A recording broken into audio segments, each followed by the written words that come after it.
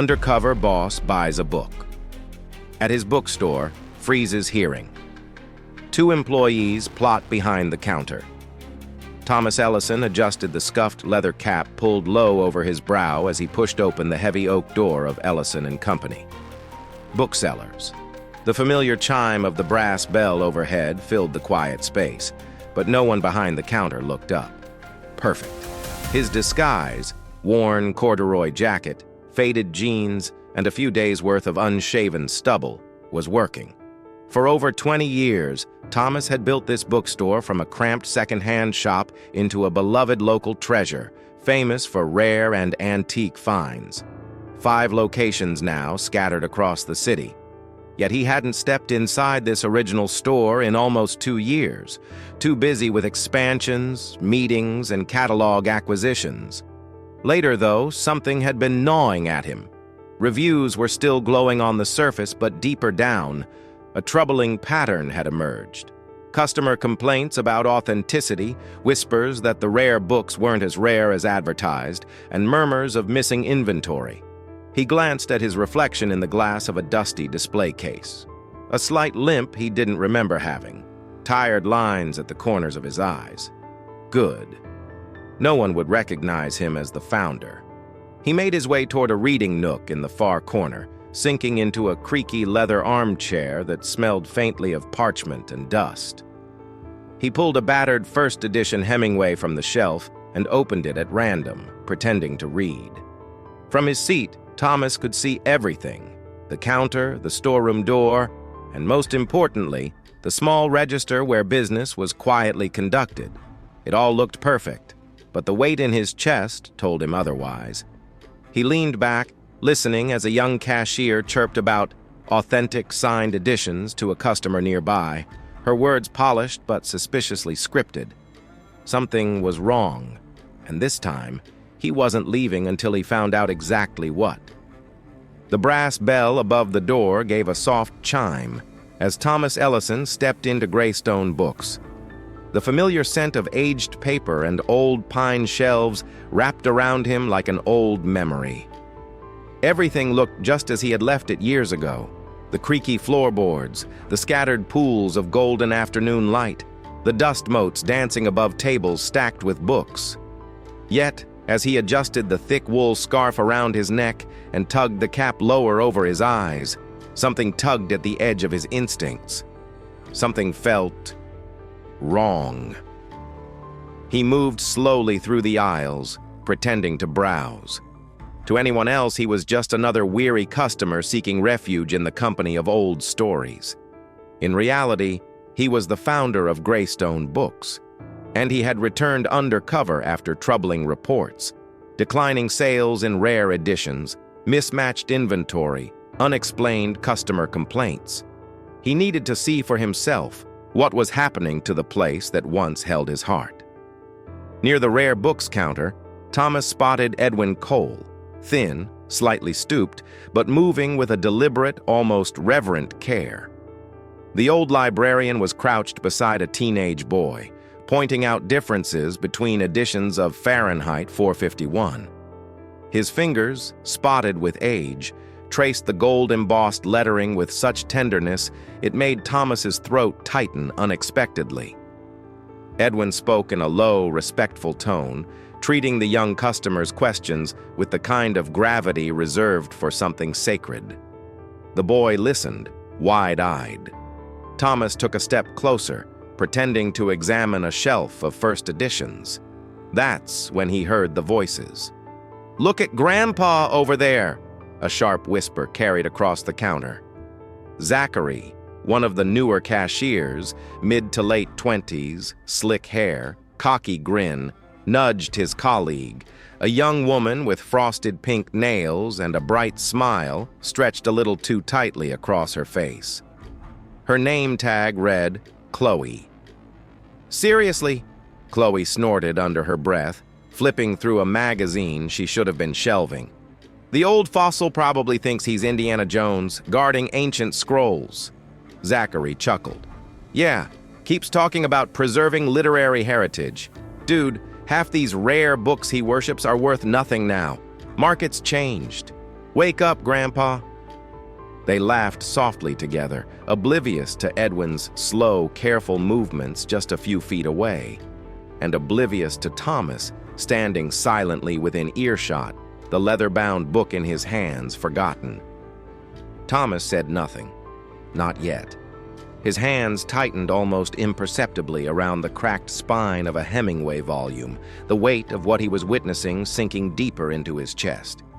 He watched Edwin gently pat the teenager's shoulder, slipping a battered bookmark into the boy's hand as a gift, his face lit with a quiet satisfaction. The boy beamed, thanked him, and hurried to the register. Chloe rang up the purchase with a perfunctory air, barely looking at the customer while Zachary leaned against the counter, tapping his pen against the glass. "Bet Grandpa gave away another precious relic without even charging extra," he muttered as soon as the boy left. Thomas saw it all, heard it all, and in that moment, beneath the polished oak beams of the place he had built to honor the written word, he realized something far worse than poor sales had infected Greystone Books. It wasn't about the numbers. It was about the rot of indifference, about the slow, smug erosion of respect for people like Edwin, keepers of knowledge, stewards of memory, people who still believed books were more than commodities. Thomas exhaled quietly, forcing down the heaviness clawing at his chest. He slipped deeper into the store, weaving through shelves as he continued his silent vigil. He had come here searching for missing profits, broken processes, but now he knew. What was truly missing was something much harder to replace: honor, humility, heart. And if Edwin Cole, humble, steadfast Edwin, was being mocked and ignored right under his own roof, what else was happening when no one was watching? Thomas tucked the Hemingway book under his arm, heart pounding with a new, more personal resolve. He wasn't just here to audit spreadsheets anymore. He was here to reclaim the soul of his bookstore, or tear it down, trying. And he knew, with a certainty he hadn't felt in years, that this time, he wouldn't walk away. The winter afternoon deepened, shadows stretching long fingers across the scuffed floorboards of Greystone Books. Thomas settled into a worn leather armchair tucked near the poetry section, the Hemingway still balanced loosely in his hands. From here, he had an unobstructed view of the rare books counter, where Zachary and Chloe leaned in close, whispering like schoolchildren scheming behind a teacher's back. At first, Thomas thought it was just more snide remarks. But then he caught the change. The furtive glances, the sudden hush when Edwin passed by carrying a stack of cataloged books. The tone shifted from mockery to something colder, calculated. Chloe tapped on the glass countertop, voice low but carrying. "That new Bronte first edition? The one Edwin logged yesterday?" Zachary smirked. "Already gone." "What?" Chloe's eyes widened in mock shock. "You sold it?" "Sold it, sure," Zachary said, drawing out the words. "Privately. Got a guy online who thinks it's mint condition." Chloe stifled a giggle, brushing her hair behind her ear. "But it's still listed in inventory." Zachary shrugged. "That's the genius of it. Edwin's too old school. He trusts the logbook more than the system. Half the time he forgets to update the database after cataloging. Management barely double-checks anything from the rare shelves. It's the perfect setup." Thomas felt a slow burn rise under his collar. They weren't just mocking Edwin. They were stealing. And worse, they were planning to make Edwin the fall guy. Chloe leaned in closer, her voice a venomous purr. "But what if the numbers get audited?" Zachary waved it off. "Easy. We start noticing discrepancies now. Whisper a little doubt. If something big goes missing, and it will, we say Edwin must have misfiled it. Confused. Too old to keep up." They laughed, a sound Thomas thought he'd never forget. Small, sharp, and gutless. Behind the counter, Edwin emerged again, wheeling a small cart stacked with fragile, yellowing hardcovers. His glasses slipped low on his nose as he adjusted the protective sleeves, one hand cradling the cracked leather spines as though they were living things. He had no idea he was already being framed. Thomas set the Hemingway gently down on the table beside him, hands flexing into fists. His instincts screamed to confront them now, to call it out, but he forced himself to remain still. Righteous anger would accomplish nothing without proof, without a plan. He needed to see how deep the rot went, and he needed the truth to be undeniable. Thomas rose, moving casually toward the philosophy section, pretending to browse as he circled closer to the counter. As he passed a gap between shelves, he caught another snatch of conversation. "You sure about tonight?" Chloe asked, glancing nervously around. Zachary leaned against the till, all false confidence. "Relax. I've already pulled a near-mint Great Gatsby out of the vault and swapped it for a facsimile copy. Edwin's shift is logged on the system. He'll be the last one handling it. When the buyer complains tomorrow, guess who gets blamed?" Chloe bit her lip, then nodded. Thomas's stomach twisted. They were setting the trap tonight. He pretended to leaf through a volume of Marcus Aurelius, hiding the fury tightening his jaw. Every fiber of his being demanded action. But he knew, if he exposed them too early, they'd spin lies, muddy the truth, claim misunderstanding.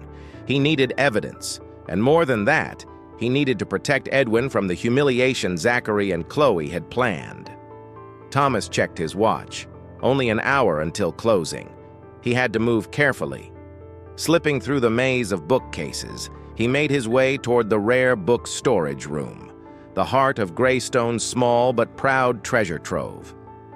He needed to see what had been swapped, document it, if possible, set his own plan in motion.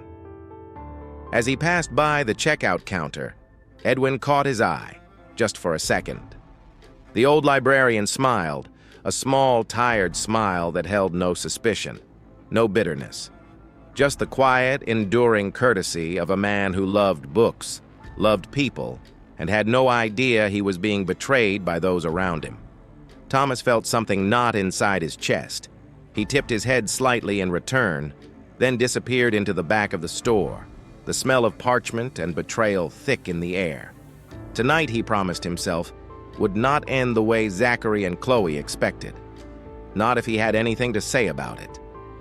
The back rooms of Greystone Books were a world apart from the polished oak floors and soft lamplight of the main shop.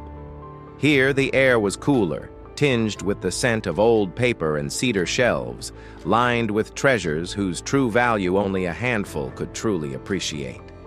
Thomas moved quietly, each step deliberate. His breath clouded faintly in the cold air as he found the rare books vault, a heavy wooden door left slightly ajar. Inside, dim fluorescent lights buzzed above rows of meticulously organized shelves. He scanned the ledger resting on a stand by the door.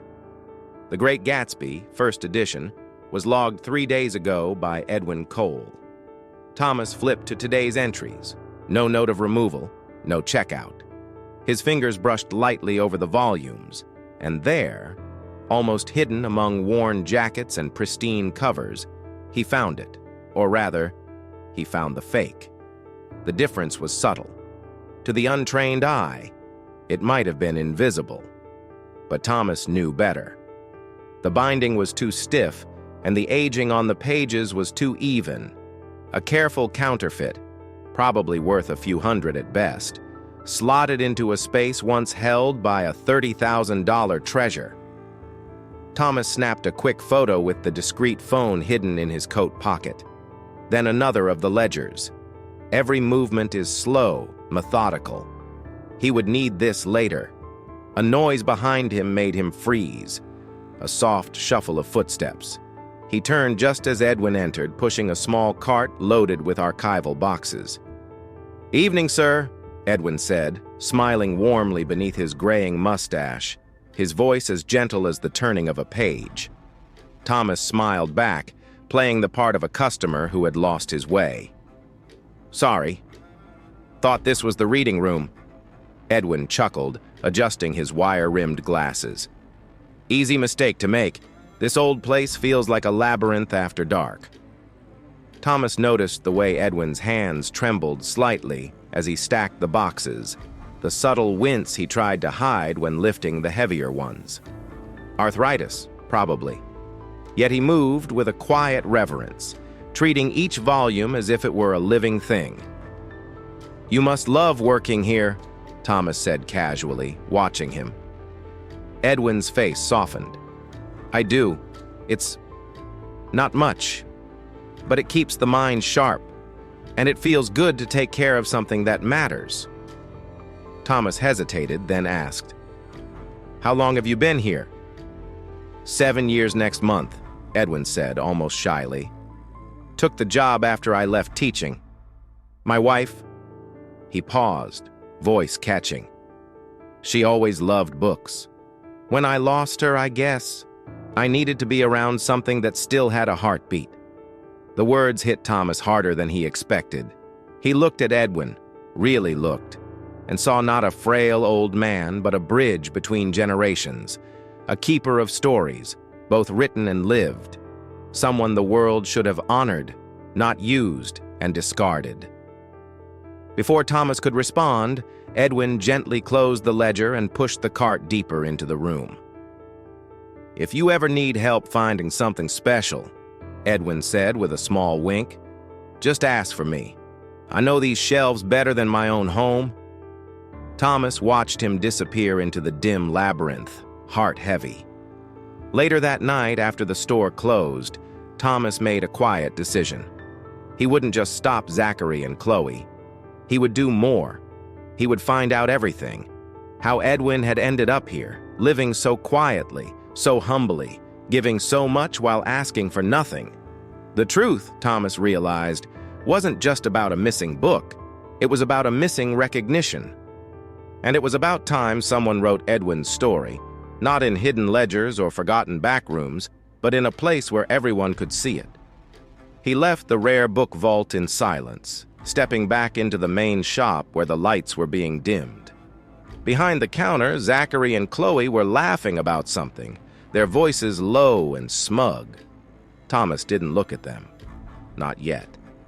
Instead, he walked slowly past the cashier's desk and paused near the window where Edwin had once displayed an original volume of Leaves of Grass, carefully mended by his own hands after a careless customer had torn it. A book about hope, about resilience, about humanity. Thomas stared at the empty display case, then at the reflection of the store behind him.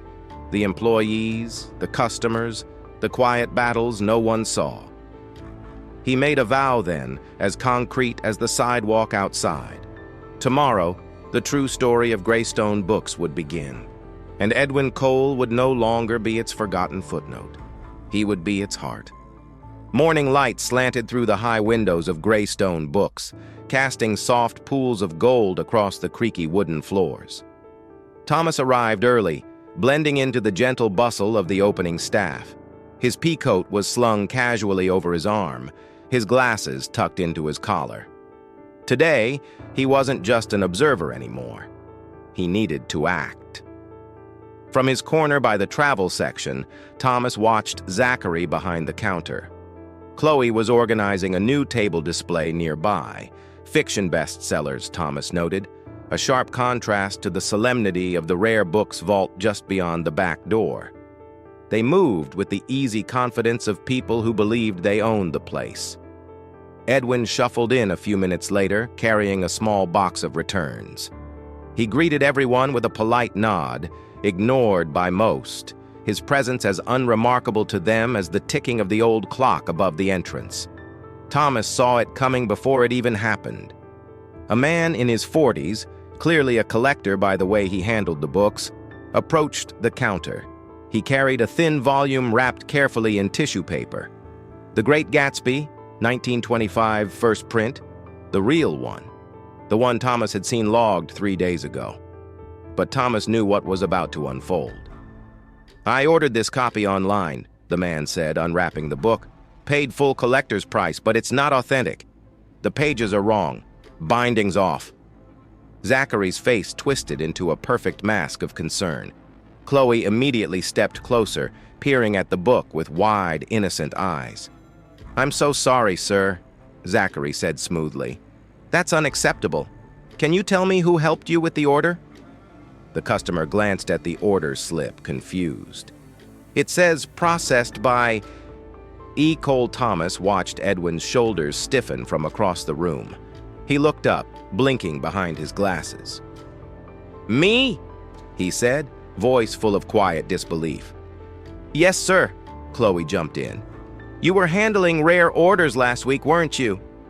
Edwin set down his box, hands trembling slightly. I remember checking the inventory, but I never touched the online orders. That's not my department."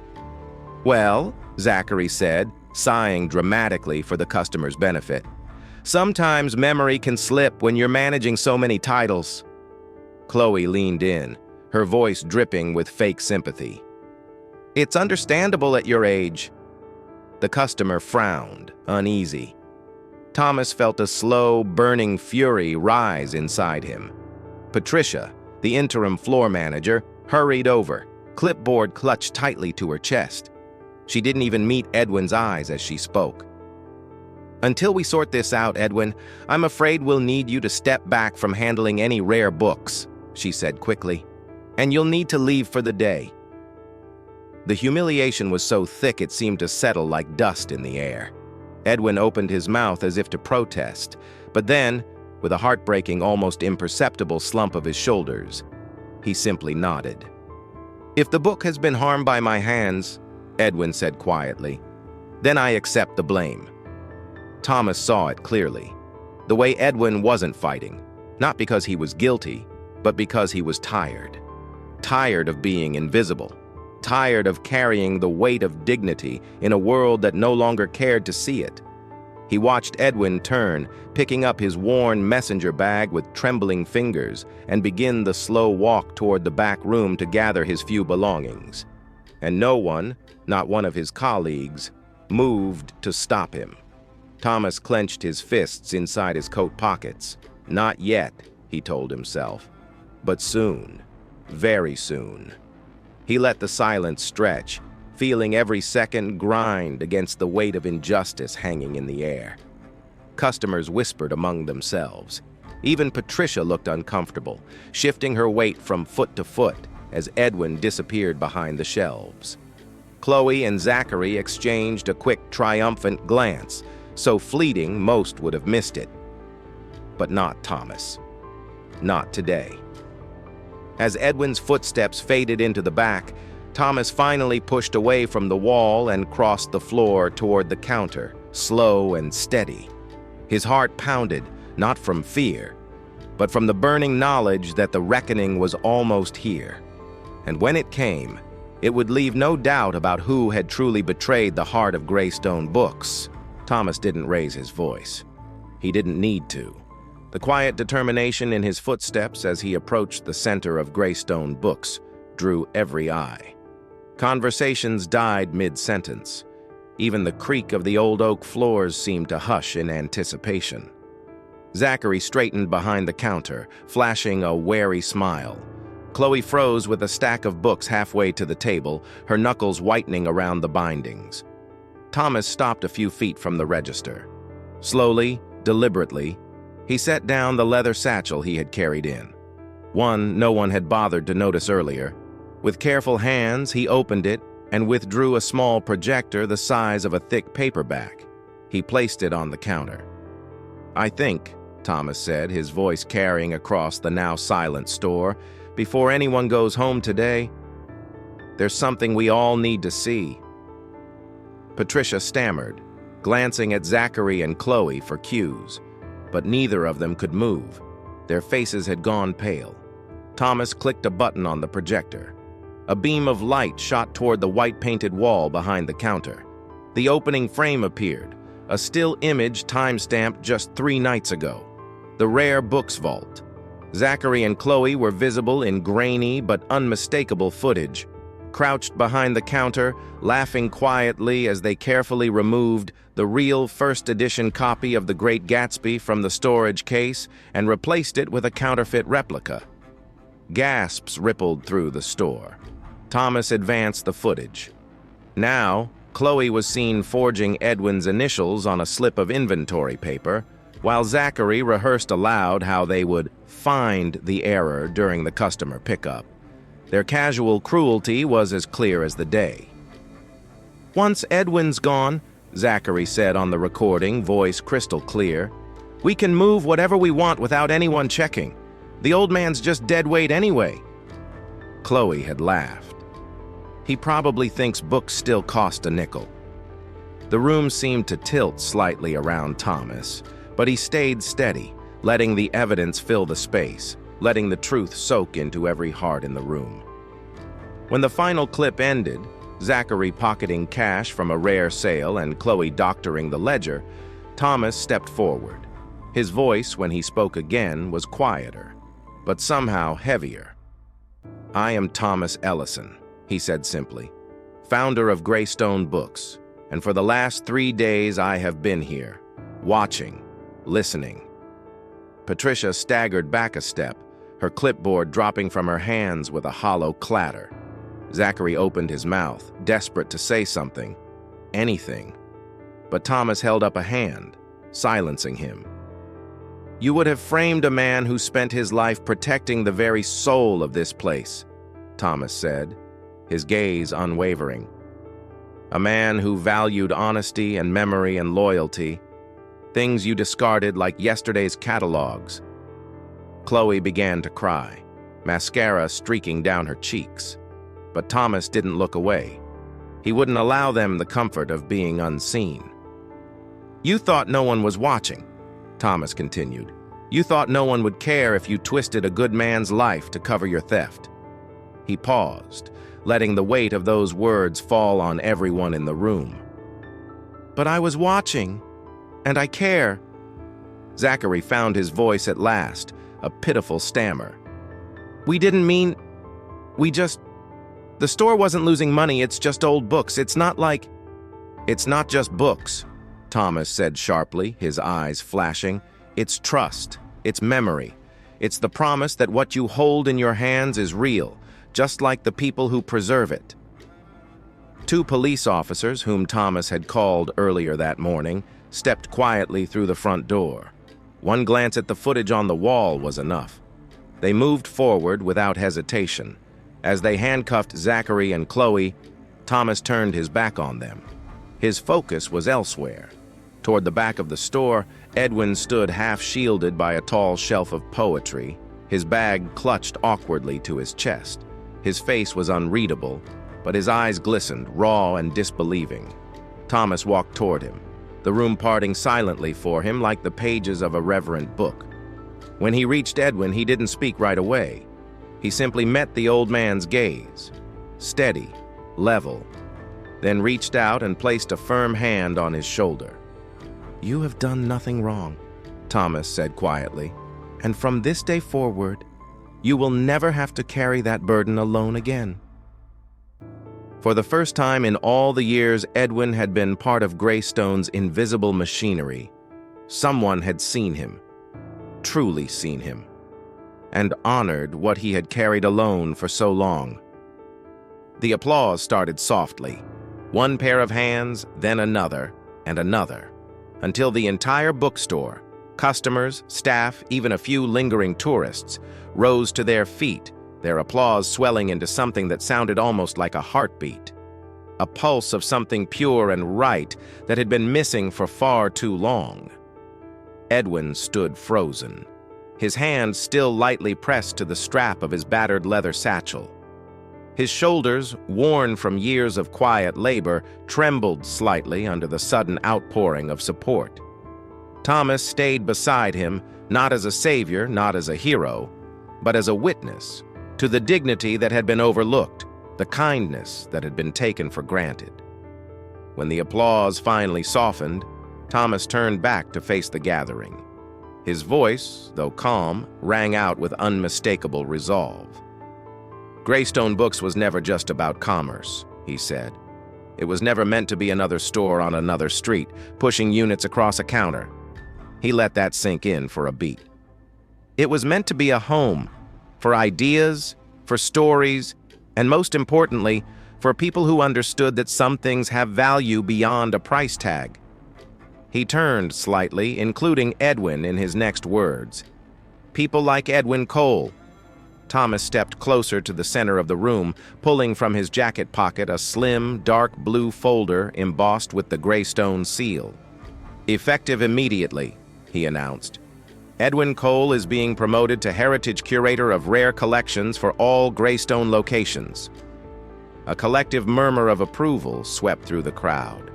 Even Patricia, still blinking in stunned silence, managed a watery smile. Thomas continued, his voice warming.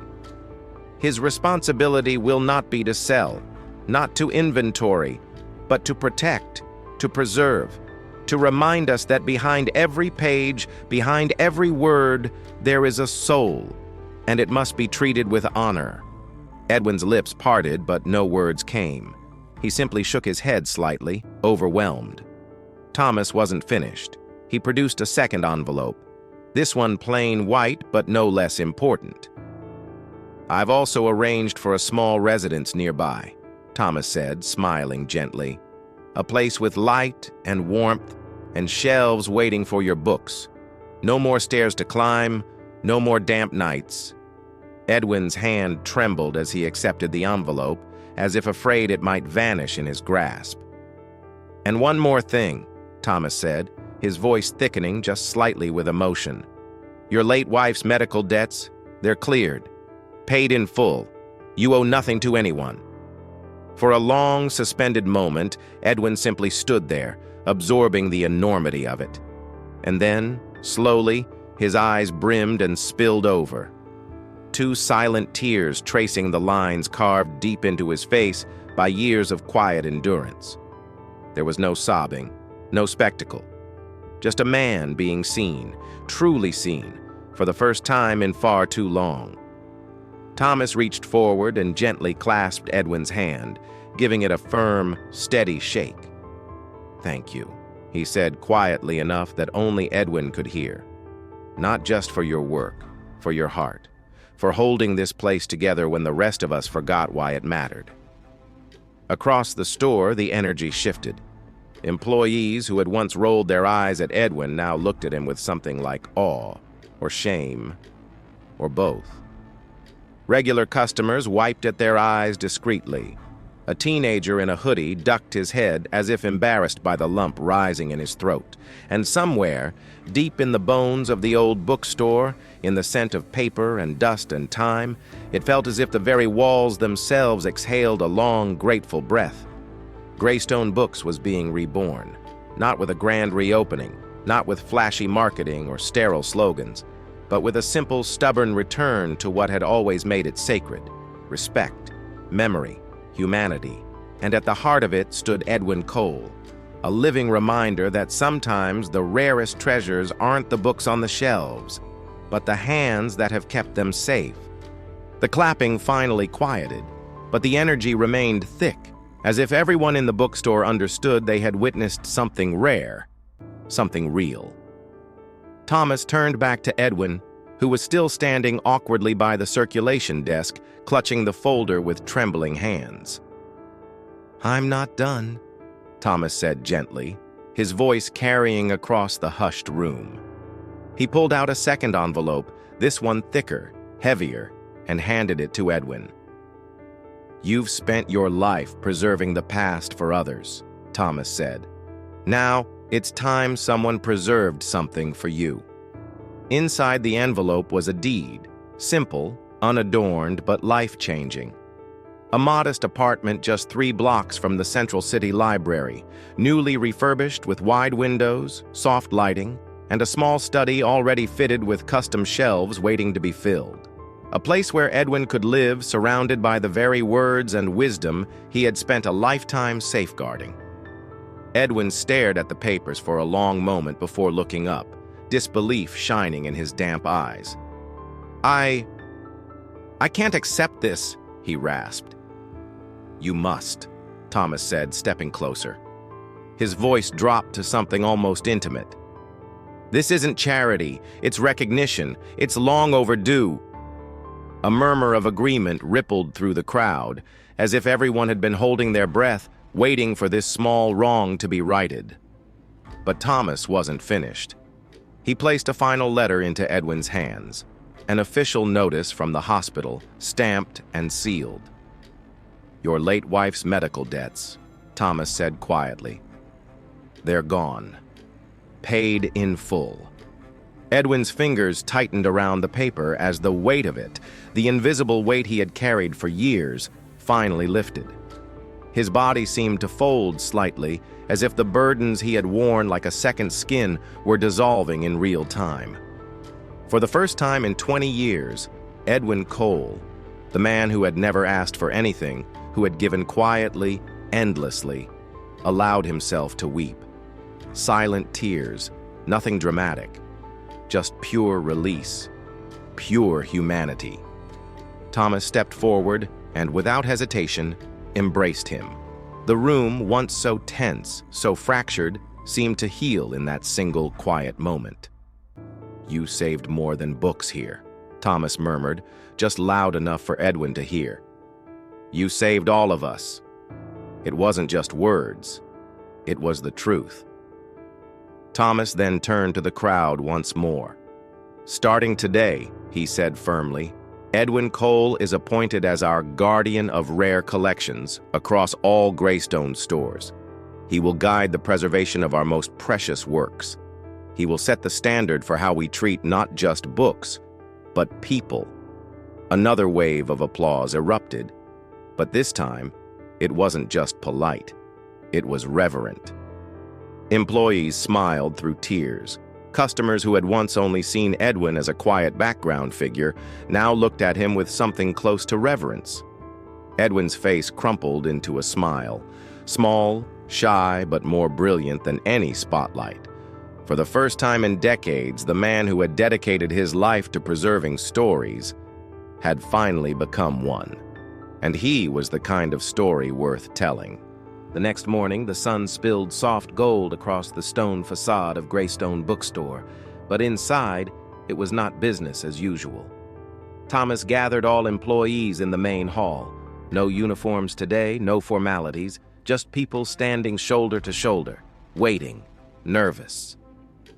Edwin stood quietly near the back, still unused to the attention, his new title and new beginnings still feeling unreal. But in the way others glanced at him now, not dismissive, not impatient, there was a visible shift, respect, gratitude. Thomas faced them all with an open stance, no clipboard, no assistant at his side. "This place," he began, voice low but steady, "was never meant to be just a store." He let the silence stretch, the weight of the moment settling into every heart. It was supposed to be a sanctuary, for stories, for memory, for kindness. He let that hang in the air for a breath before continuing. But somewhere along the way, we forgot. We measured success in receipts instead of relationships. We rewarded cleverness over character. We let the fast, the loud, the shiny drown out the steady, the honest, the true. His gaze swept across the room, lingering a beat longer on a few who still looked down, ashamed. No more. He stepped aside, revealing a simple poster now framed behind the front desk. "Integrity is our rarest treasure." Below it, in smaller script, a dedication, in honor of Edwin Cole and every guardian of truth.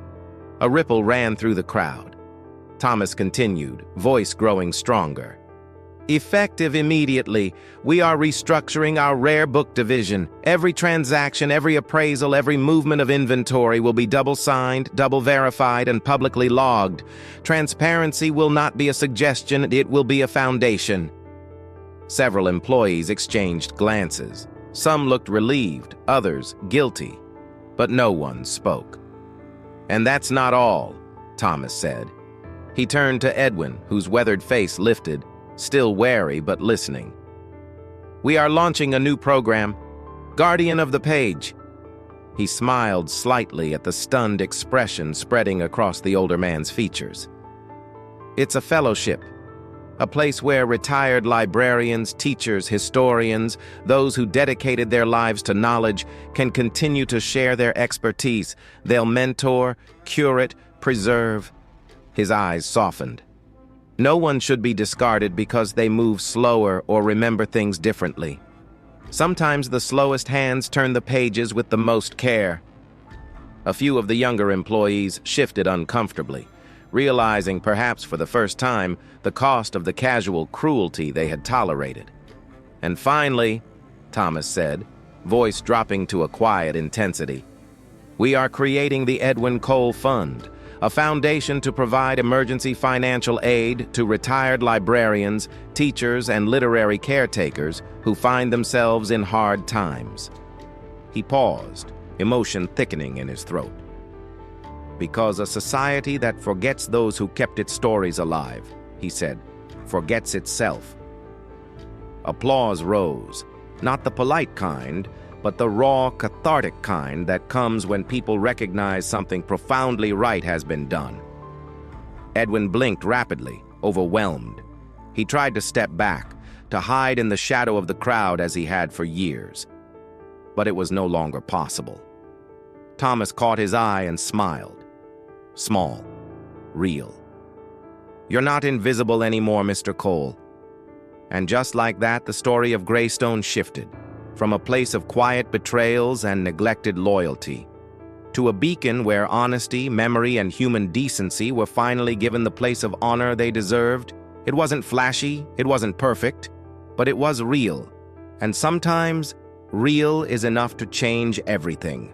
The sun had barely tilted past noon when Riley found herself standing in front of Thomas's office door, heart pounding louder than she cared to admit. She had spent the morning shelving returns with shaking hands, avoiding Edwin's eyes, avoiding her own reflection in the polished glass of the front windows. Guilt clung to her skin like smoke, not just from what had happened, but from what she hadn't done.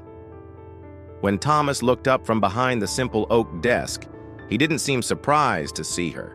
He just nodded once, silent, inviting her in. Riley stepped inside and closed the door behind her, her fingers trembling on the knob. She didn't sit. The words poured out of her like a confession. "I knew," she said hoarsely. "I knew Zachary was swapping books. I heard him. Weeks ago. I saw Chloe falsify an inventory sheet once. I knew."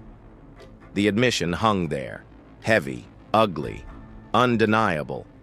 Thomas didn't interrupt.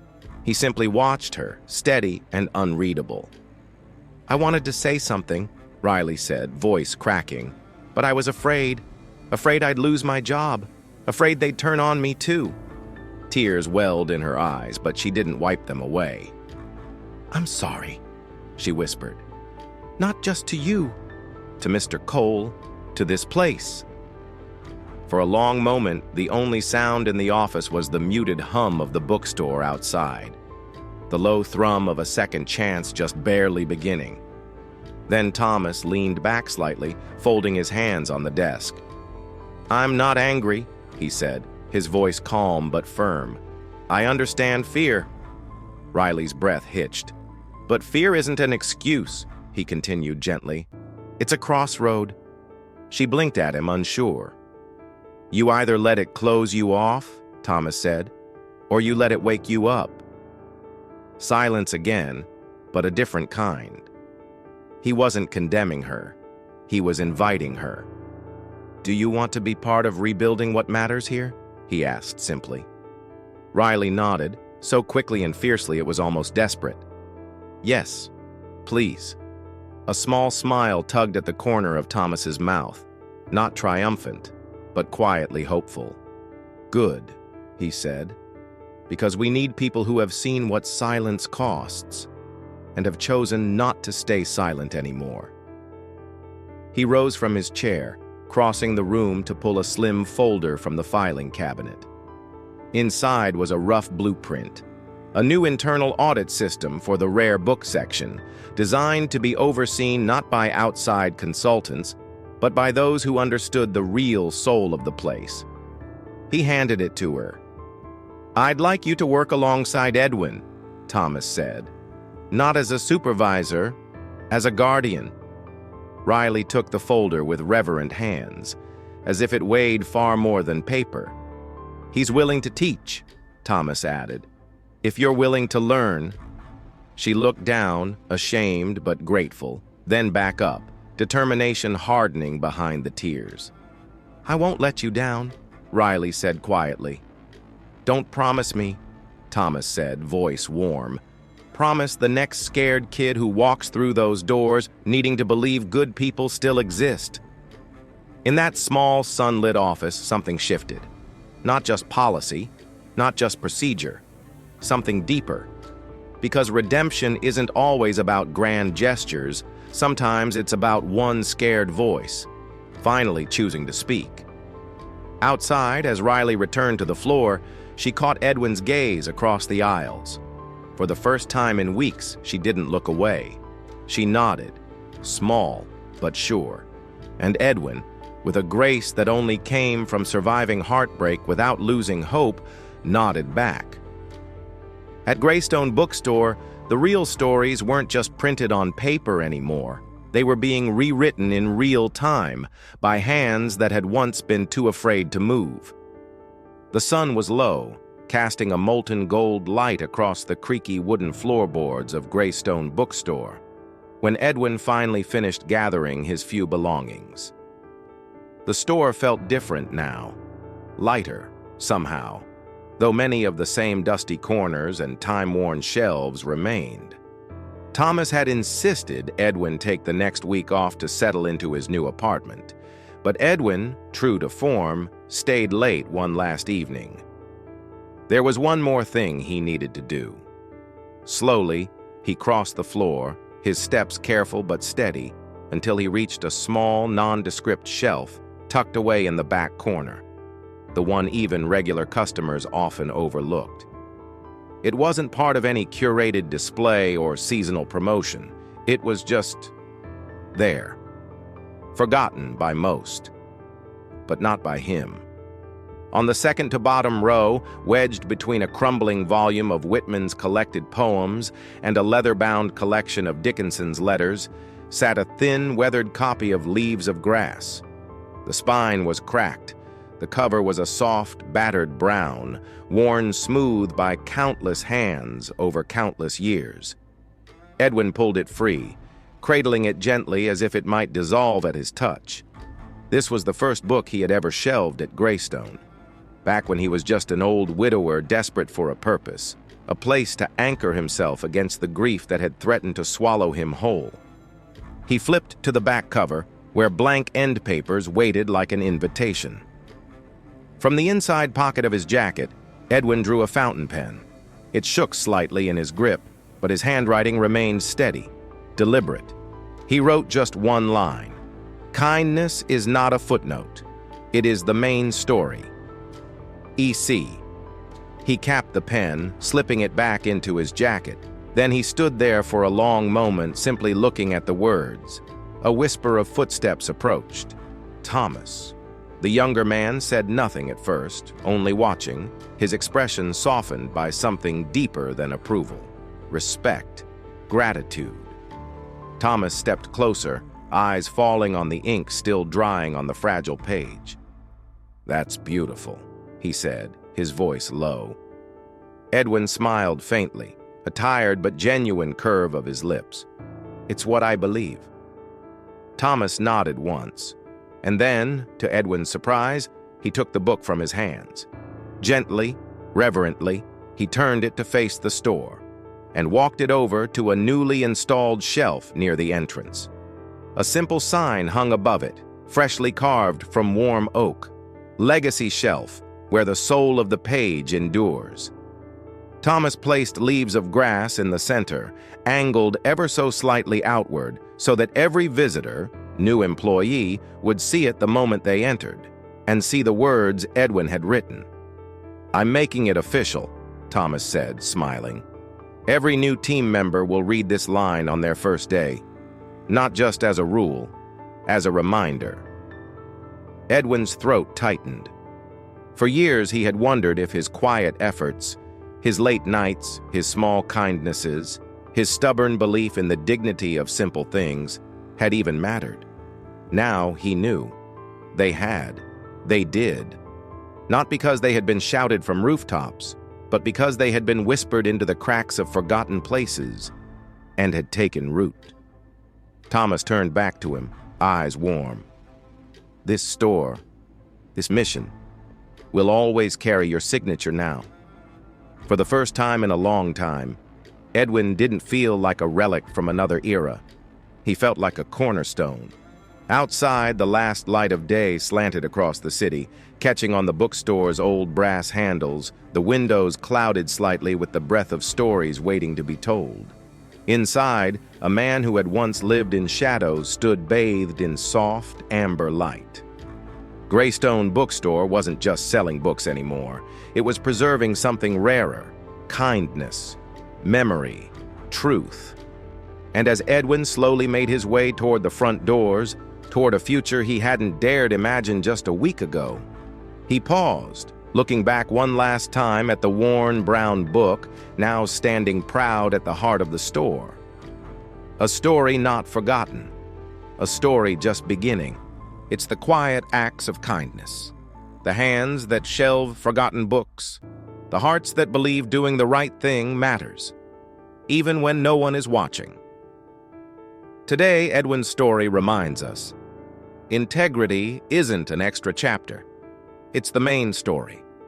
And maybe, in a world rushing faster every day, what we need most, it is to slow down and remember the quiet heroes who hold our stories together. If this story moved you or reminded you of someone who deserves to be seen, share it. And subscribe to join us as we keep honoring the quiet heroes among us. Because sometimes the smallest voices carry the strongest truths.